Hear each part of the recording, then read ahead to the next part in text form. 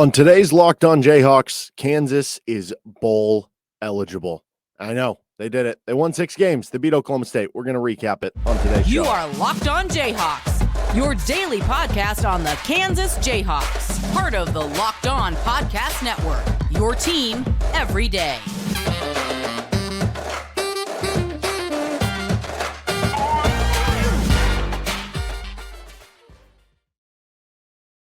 Locked On Jayhawks, your first listen every day. I'm Derek Johnson. You can also hear me on Rock Chalk Sports Talk Mondays through Fridays from 3 to 6 on KLWN in Lawrence. And on today's edition of Locked On Jayhawks, we're going to go over Kansas beating Oklahoma State as they are now bowl eligible. We're going to get to our GOATs of the week, and then we're going to do a little bit of a basketball segment to finish up. KU playing Omaha tonight. They played their exhibition game against Pitt State at the end of last week.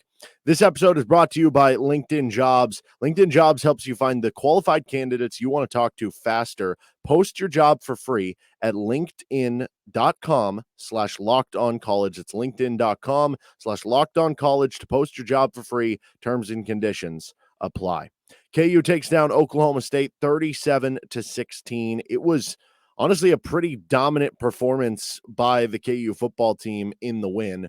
Oklahoma State makes it 10-7 after KU starts really well. And then it was kind of like, okay, maybe this could be a close game back and forth. And then KU exploded from there. The Jason Bean long rushing touchdown seems like that was kind of the play that, I don't know, for all intents and purposes, like it doesn't end the game when it's that early on and it's only 17-7.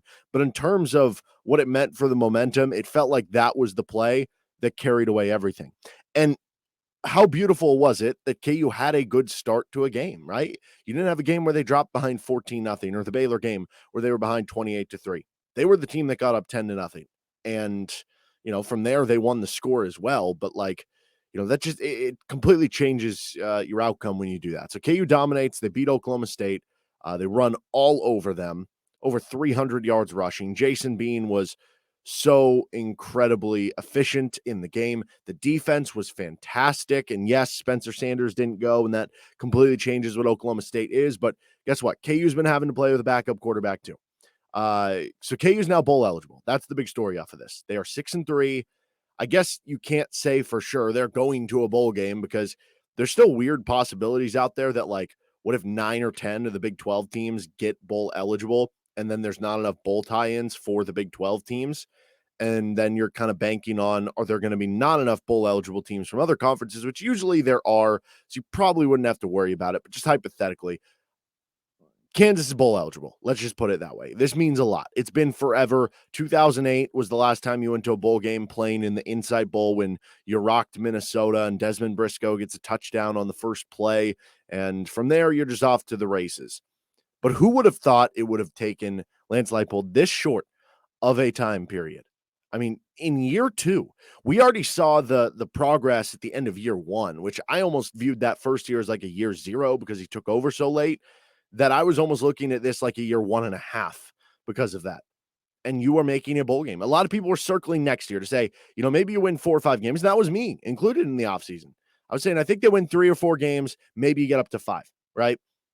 And for all the people out there who did predict them to win 6 or more, sure, maybe you were being a little bit optimistic, and maybe that's you every year, but more power to you. More props to you because you did it this year. And Kansas is bowl eligible. Like, say that as many times as you want because it sounds fantastic. We've waited 14 years to say it. Kansas is bowl eligible.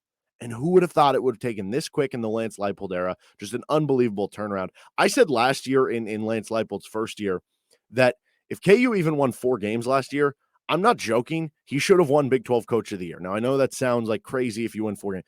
This year, by him even making a bowl game, to me, that should secure him winning Big 12 Coach of the Year. I guess the one caveat there, if Sonny Dykes at TCU goes 12-0 or 13-0 and it's 6-6 Kansas, I'm fine with that. TCU was 5-7 last year and to be undefeated. But if TCU finishes like 11-2, that's like the only way. Like, you know, Lance Leipold should win this award. It's been an unbelievable turnaround for what he's done. And, you know, maybe it could be something where one guy wins a Big 12 Coach of the Year and one guy wins a National Coach of the Year because you do have those 2 good candidates in the conference. But the bowl game isn't just important for, hey, it's a cool thing for the fans and it's a representation and an award for having a solid enough season to make it. It's extra practices. It's good for recruiting. Whether it's the game itself, which is basically an infomercial about your school and the other school playing in it, whether it's the ability to go to recruits and say, hey, look, we played in this bowl game. And to say, look, things are different than they have been in the past. Huge deal for KU to win that game. And now the last 3 games of the season, you don't feel that pressure. You don't feel that the walls are caving in on you like, hey, we started 5-0. Can we get to bowl eligibility? No. Everything else from here is the cherry on top. Now, if you want to say, hey, maybe we should, with 6 wins, bowl contention out of the way, like if they win these last 3 games, they could very well play for a Big 12 title. And sure, let's, have that conversation. I'm ready to have it if they beat Texas Tech on Saturday. But for now, the big thing is they're bowl eligible. And I mean, back to the domination part too, it makes you feel like this isn't just a 6-6 team. Now that you get rid of that pressure, and these last 3 games are basically the cherry on top. Like, it would have been so hard going into the Kansas State game. If that was the last game of the season and you were 5-6 with all the pressure built up and you have the in-state matchup there, now you can go into that game. And even if you are 6-5 going into that game, in the back of your mind, they might be playing to make a Big 12 championship. We're already bowl eligible. We're just trying to spoil their season and get a cool win against a team we haven't beaten in a while, right? So there's a lot less pressure with it. And yes, again, Oklahoma State had a backup quarterback and didn't really look great, but so did KU. And that's what we're seeing over these courses, some of these games. The difference between KU's backup quarterback and others, like Jason Bean's decision to stick around and fight out, that was as impactful and important as anything that KU could have had happened over this offseason for him to stick around, because the difference of your backup quarterback to a lot of these other schools has mattered substantially. It's only led to one true win, but it's also let you be competitive in some of these other games. And guess what? The one true win was the one that got you the bowl game. So unbelievable by Jason Bean. Again, like, Jalen Daniels to me is still ahead of where Jason Bean is, but like, that was an unbelievable game by him. Now, that also, the quarterbacks, whoever it was, did not impact KU destroying them in the trenches. 0 sacks allowed by Kansas. They got 2 on defense, nearly had a few more. They were +2 in tackles for loss. Kansas averaged 7.6 yards per carry. Oklahoma State had 3.2. KU played a great game on both ends. They continued to play better versus every opponent. Like, that stat holds true than they played a season ago. Literally every opponent they have played who was on their schedule last year and this year has been a closer game, or a game that has basically by point differential been better for KU's favor this year than last year. The one exception is TCU. They lost by 3 last year. They lost by 7 this year, but TCU is way better this year. So KU has basically played every opponent better this season, and nothing is more stark than maybe the Iowa State game. And this would be more, because the Iowa State game was a close win. You got destroyed by Oklahoma State last year. I mean, that was a game that was over at the end of the first quarter. It was over at halftime. You barely mustered up any offense, and you just beat them down. Complete turnaround. And they showed they can be competitive and, or win in every game they've played. And wildly enough, you look at the schedule now, and there's going to be between 8 and 11 bowl teams that are on KU's schedule this year. But most importantly, Kansas, a team that won 2 games last year and hadn't won more than 3 football games in a season since 2009, is bowl eligible. All right, in just a second, I want to get on to the GOATs of the week. I don't even have any bad GOATs of the week. Everything is good. You're bowl eligible. You storm the field. You tear down the goalpost, throw it into Potter Lake. So let's focus on the positives, and then we'll get into some basketball stuff here. This episode of Locked On Jayhawks is brought to you by LinkedIn. These days, every new potential hire can feel like a high-stakes wager for your small business. You want to be 100% certain that you have access to the best qualified candidates available. That's why you have to check out LinkedIn Jobs. LinkedIn Jobs helps you find the right people for your team faster and for free, and it's super easy to find. Most people have LinkedIn, whether you have like the app like myself, so you can keep up to date with what some of your friends or connections are doing in the workplace, or just seeing maybe what jobs are out there it's a great spot to network and have people see your job. And it's super easy to scroll through and click a couple buttons and people can apply.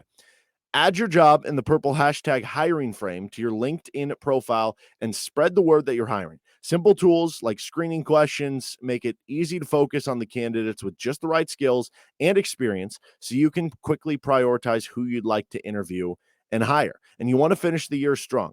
KU finishing the year strong. They just got to win over Oklahoma State. The buzz is in the air. Have the buzz in the air about your business. Have people talking about it that, hey, they were staffed so well, or if it's a restaurant, like, hey, they had great wait staff, or, if you're somewhere that maybe needs a clerk for shopping with the holiday season, finish the year strong so you can head into 2023 feeling good where your business is going with a positive arrow up. It's why small businesses rate LinkedIn Jobs #1 in delivering quality hires versus leading competitors. LinkedIn Jobs helps you find the qualified candidates you want to talk to faster. Post your job for free at linkedin.com/lockedoncollege. That's linkedin.com/lockedoncollege to post your job for free. Terms and conditions apply.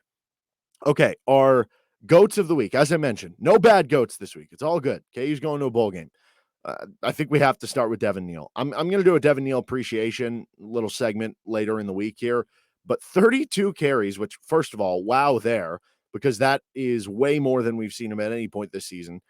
Previous high, I believe, was 15 on the year, so clearly the bye week got him rested, and, part of that too, you had Daniel Highshaw splitting carries, but 224 yards, a touchdown, 6 catches for 110 yards receiving. I'm sure you saw the stat out there that he was the first KU player to have over 100 rushing and receiving in the same game, which that's wild to think about. That, you had like Puka Williams, who you would have thought maybe would have had a chance there. Maybe a guy like Tony Pearson, who was kind of like a running back receiver hybrid, though he maybe didn't get enough touches to get there. You've had so many other great running backs. Now, obviously, the passing game wasn't as prevalent in the time of like Gale Sayers or John Hadel or not John Hadel, John Riggins. And who knows, John Hadel probably wouldn't have surprised you because he played quarterback, halfback, punter, all those things. So wild for Devin Neal that he came up with that. Even like Jake Sharp, you would have thought maybe he had a chance at that. So crazy, unbelievable game for him. And KU just ran all over Oklahoma State. Like, you can say what you want about Oklahoma State with the backup quarterback, which again, KU had a backup quarterback too.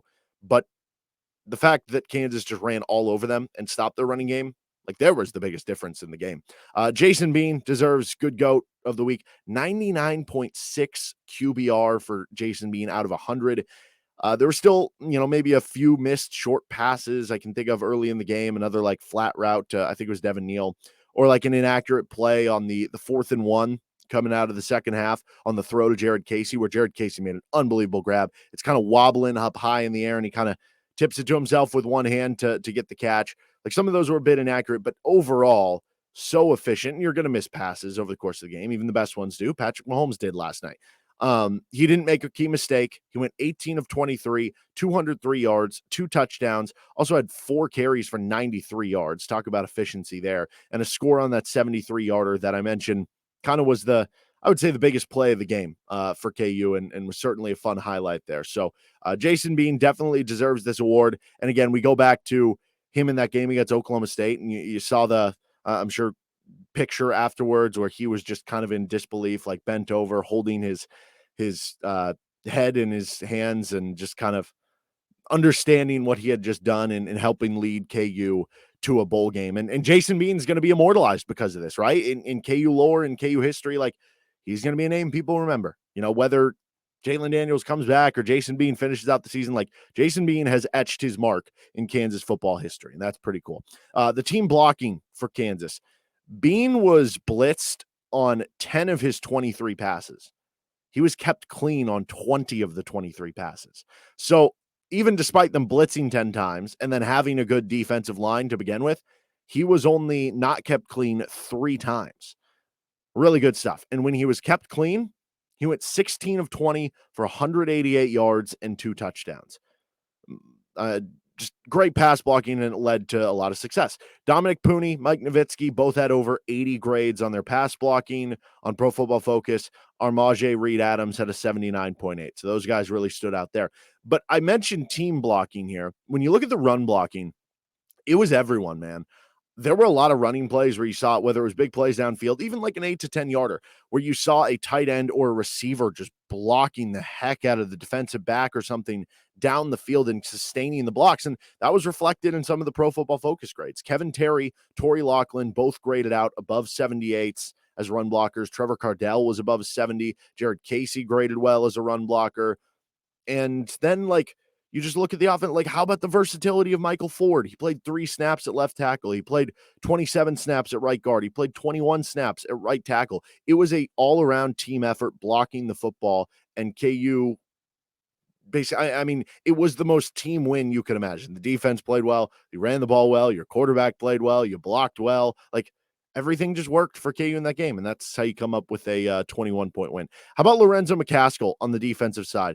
Maybe a breakout game for him, maybe the bye week, and he's kind of finally caught up on all the playbook stuff. He played the same amount of snaps as Tywan Berryhill, 37, and Lorenzo McCaskill was the highest graded defensive player for KU. I mean, talk about a boost you could be having at the end. I know I brought up, I think last week or 2 weeks ago, that what happens hypothetically if KU has an end of season, extra push or jolt or figuring out of certain things similar to they did last year. And where you would point to it would probably mostly be on the defensive side, because the offensive side, we just know, like, has a lot of talent and has been good. The defensive side had a lot of new players. And so it would make sense that maybe similar to last year, where the last 3 games were completely different than the first 9 games, that maybe the last 4 games for this defense off the bye would be a lot better than the first 8 games, right? It's not just the bye week and trying to get healthy at the right time of year, but you had a lot of talent there, a lot of players who came in, but they're getting to know the playbook. And maybe we saw a little bit of that on Saturday, and that's a perfect example. Lorenzo McCaskill, who was kind of playing as a rotational linebacker and still kind of was in that game, but maybe had his breakout game, and he was fantastic. How about Cobee Bryant coming back? He had an interception. He forced another on the one that Rich Miller caught. He had the best coverage grade on KU. And he also had KU's highest graded tackling grade. So any worries about his health, he was able to just stick his nose in there and make big play after big play. He was awesome. The bye week deserves a good go to the week, because whether it was just getting prepped for the game, maybe prepping for tempo, which wasn't really a problem for KU in that game, especially after the OU game earlier in the season, getting Cobee Bryant back, like, I'm sure that's partially due to the bye week, and mentioned how good he was.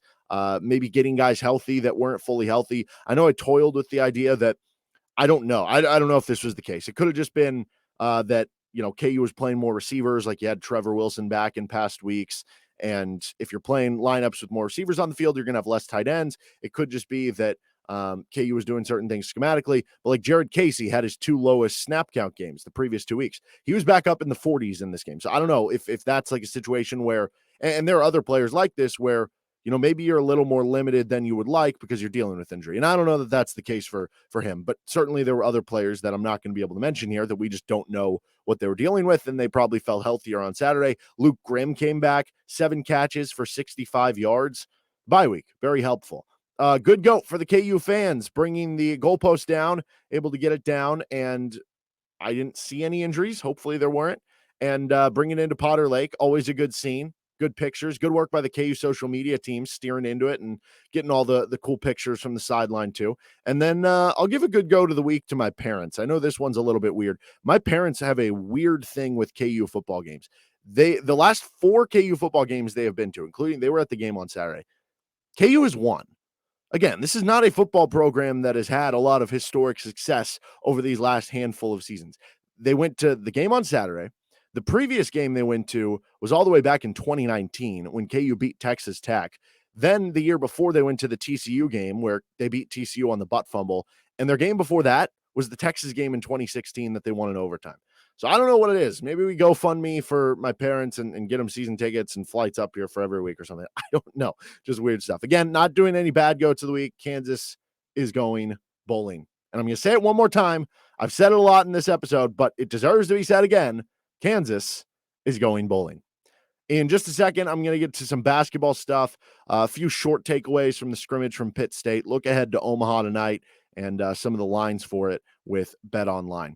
This episode of Locked On Jayhawks is brought to you by BetOnline, your number one source for betting football and the start of the new college basketball season, which started up today, as well as college football season, or the NFL still going on. Find all of the latest player developments, team matchups, news, podcasts, and in-depth analysis on every game. And as always, BetOnline remains your continued source for all your sports wagering information, with live betting and up-to-the-minute scores for every sport out there. The fastest and easiest way to check in on all your favorite games and events, including MLB, MMA, boxing, and golf. Head to the website today or use your mobile device to learn more. You can get Kansas at minus 32.5 against Omaha. You can get Kansas at plus 3.5 against Texas Tech.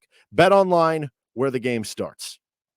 KU takes down Pittsburg State in their exhibition game. Bad start to the game. Couldn't score early. They get down 12-0. Then they go ahead at half, and then they blow them out in the second half.